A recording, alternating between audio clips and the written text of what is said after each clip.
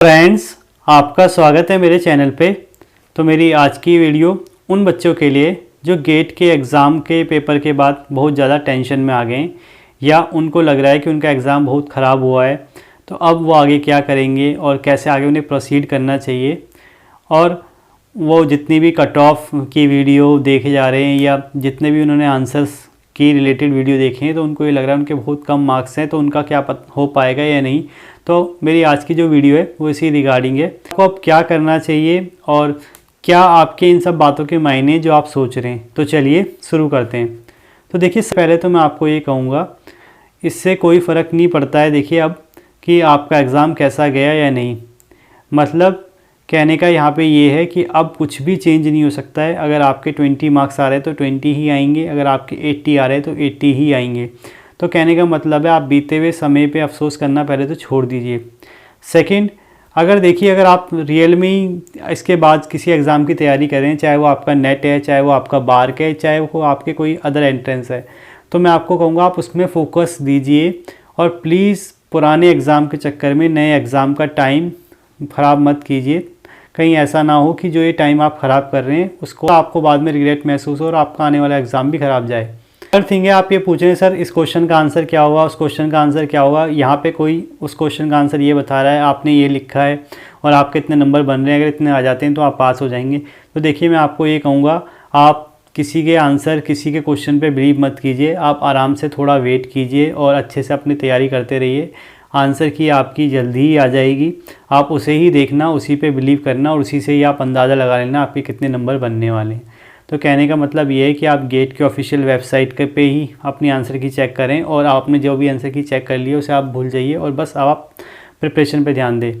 Fourth point, मैं आपको यहाँ पे ये कहूँगा, देखिए आपने अगर आंसर भी देख लिए या अगर आपको ये पता लग गया आपके कम मार्क्स हैं या आपको कम से कम ये आइडिया हो गया कि आपका एग्ज़ाम ख़राब गया है, तो ये भी एक पॉजिटिव ही पॉइंट है। पॉजिटिव से मेरा मतलब है यहाँ पे आपको कम से कम ये तो पता लग गया कि आपने क्या गलतियाँ की हैं और क्या मतलब आप एग्ज़ाम में गड़बड़ कर देते हैं, उसको आपको अंदाज़ा हो गया है। तो कम से कम आप इसे आप अगले एग्ज़ाम के सुधार सकते हैं और जो भी गलतियाँ अगर आपने की है तो उसको आप एनालाइज़ कर सकते हैं।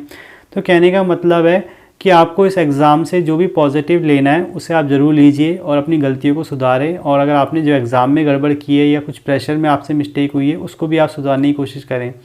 और ये चीज़ आप ध्यान रखिए, अगर आपने एग्ज़ाम दिया था, ये चाहे सीरियसली दिया था चाहे ऐसे ही दिया था, पर कहीं ना कहीं आपने कुछ तो बेटर किया ही है। ये भी एक मतलब बढ़िया चीज़ है कि आप एग्ज़ाम तक बैठे और उस प्रेशर को आपने फील किया जो आपको आगे भी हो सकता है। अगर आप किसी एग्ज़ाम की तैयारी कर रहे हैं या आगे किसी अच्छे एग्ज़ाम में बैठने वाले हैं, कम से कम मतलब आपको एक आइडिया तो हो गया कि क्या प्रेशर एक एग्ज़ाम में रहता है और कैसे आपको खुद को काम रखना है या कैसे उसके लिए कम से कम काम करना है कि आप काम रह पाएँ एग्ज़ाम में। नेक्स्ट है, आप ये बोलते हैं सर मैं फ़ेल हो जाऊंगा, मैंने इतनी तैयारी की थी इस एग्ज़ाम के लिए, अब ये नहीं होगा तो क्या होगा। तो देखिए, इसके लिए भी मैं आपको ये बात कह दूं, अगर आप पास होंगे या फेल होंगे वो तो डिपेंड करता है आपके एग्ज़ाम के रिज़ल्ट पे कि आपका एग्ज़ाम का रिज़ल्ट कब आता है। पर इतना मैं आपको कह सकता हूँ कि इस लाइफ में या इस दुनिया में कोई ऐसा नहीं है जो फ़ेल नहीं हुआ हो। इनफैक्ट मैं भी फ़ेल हुआ हूँ, एक बार, दो बार, तीन बार नहीं, हज़ारों बार फ़ेल हुआ हूँ और अभी भी होता रहता हूँ। और मतलब सभी होते हैं, कहने का मतलब है ऐसा भी नहीं है सिर्फ मैं या आप, सभी फेल होते हैं, कहीं ना कहीं जर्नी में फ़ेल होते हैं। पर ध्यान रखना, वो फेलियर तब तक ही फेलियर रहता है जब तक आप उसे सुधार नहीं लेते। पर हाँ, अगर आप उससे कुछ नहीं सीखते हैं, कुछ बड़ा नहीं करते हैं, तो ध्यान रखें आप हमेशा फेल ही रहेंगे। तो कहने का मतलब है आप फेल नहीं हुए, आप बस एक गलती को समझें कि आपने क्या गलती कर दी है कि आप उस फेलियर को सुधारते हुए एक सक्सेसफुल जर्नी की तरफ बढ़ सकते हैं। और नेक्स्ट है, आप कट ऑफ की वीडियो पूछते रहते हैं कि कट ऑफ कितनी आएगी। तो देखिए, मैं ये कहूँगा आपको कि मैंने ऑलरेडी कट ऑफ की वीडियो डाल ली है, आप उसे ही देखें और उसका लिंक भी मैं आपको डिस्क्रिप्शन बॉक्स में दे दूँगा, चाहे आपको आई बटन में भी वो वीडियो दिख रही होगी।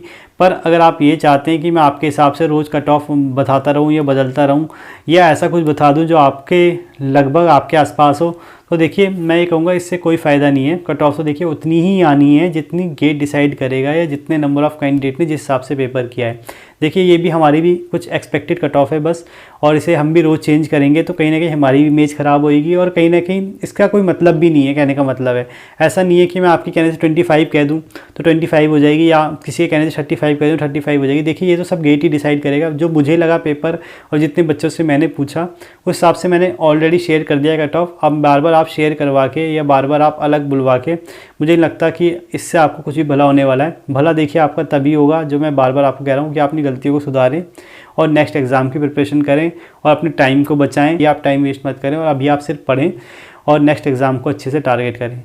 तो आई होप आपको मेरी बात समझने आई होगी, अपने टाइम को अच्छे से यूटिलाइज़ करेंगे और अच्छे से आगे पढ़ेंगे। बाकी इसके बावजूद अगर आपको कोई भी डाउट हो, कुछ भी मुझसे पूछना हो तो आप कमेंट बॉक्स में कमेंट कर सकते हैं या मुझे मेल कर सकते हैं। Thank you.